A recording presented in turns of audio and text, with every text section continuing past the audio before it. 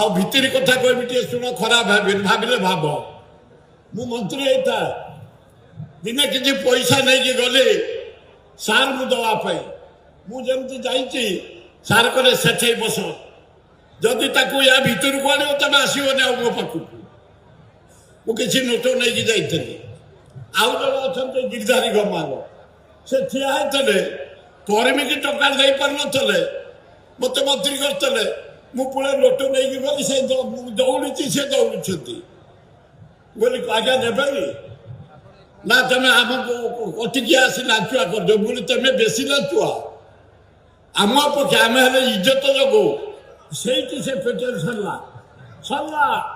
ଆଉ ବେଶୀ ସମୟ ଦେବାନି। ଯାହା ହଉ ଏତେ ଆକାରରେ ଆମେ ଏକାଠି ହେଇଛେ, ତାଙ୍କର ଯୋଉ ଥିଲା ମନ ଭିତରେ ରାଜ୍ୟର ବିକାଶ।